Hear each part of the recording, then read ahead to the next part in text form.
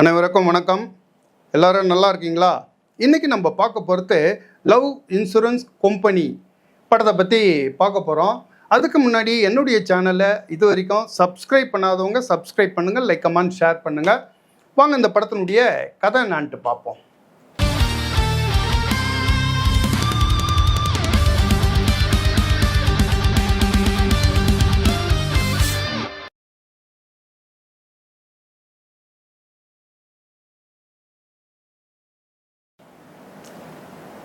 இந்த படத்தினுடைய கதை 2040 நடக்கிற மாதிரி காட்டுறாங்க. படத்தினுடைய கதாநாயகன் ஒரு ஜாலியான டைப்பு, ஃப்ரெண்ட்ஸுங்க கூடலாம் அப்படியே சுற்றின்னு அரட்டை வச்சுக்கின்னு எங்கே வேலை வெட்டிக்கெலாம் போகாமல் இருக்கிற ஒரு ஜாலியான டைப்பு.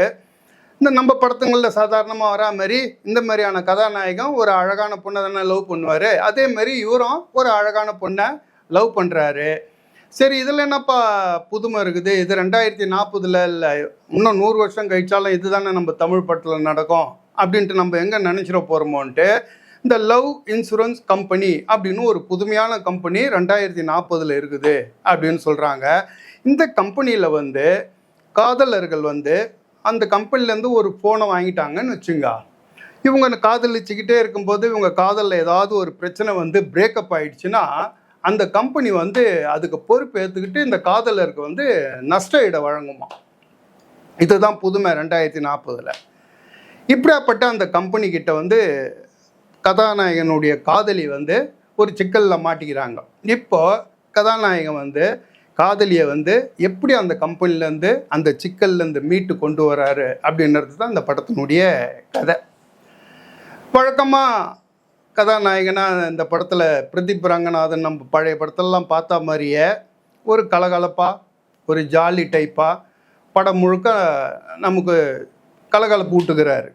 ஆனாலும் ஒரு சில காட்சிகளில் அவருடைய அப்பாவை பார்த்து கண் கலங்கிறது, காதலிக்கிட்ட அப்படியே உருகுறது, இந்தமாரி காட்சிகள்லாம் பிரதீப் ரங்கநாதன் ரொம்ப நல்லாவே நடித்து இந்த படத்துக்கு பெரிய அளவில் ஒரு பலமாகவும் நிறைய இடத்துல முட்டு கொடுத்துருக்கிறாரு இந்த படத்துக்கு.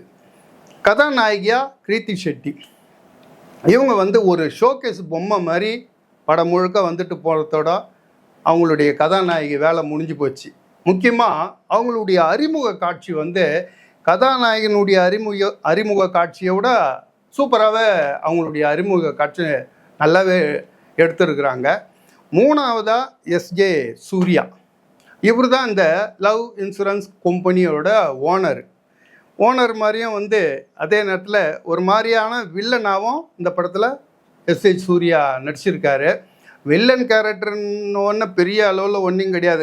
கலராக ட்ரெஸ்ஸை போட்டுக்கிட்டு அவரை சுற்றி ஒரு 4-5 ரோபோ சுற்றிட்டு இருக்குது.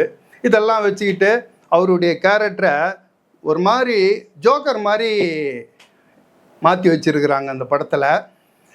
கிளைமேக்ஸில் சூர்யா ஒரு சூப்பராக எஸ்ஏ சூர்யா நல்ல ஒரு டான்ஸ் ஒன்று ஆடுறார், நல்லா இருக்குது. அதுக்கு அடுத்தது சொல்ல வேண்டியது சீமான் பிரதீப் ரங்கநாதனுடைய அப்பாவாக வரார். தன்னுடைய மகளுடைய உடலை பார்த்து கதறி அழறத்தோம். அதேமாரி கிளைமேக்ஸில் எஸ்ஏ சூர்யா கூட ஒரு வார்த்தை போர் ஒன்று சீமான் பேசுவார். அந்த சீனில் சீமான் ஜொலிக்கிறார், அப்படியே நல்லா இருக்கு அந்த சீன்.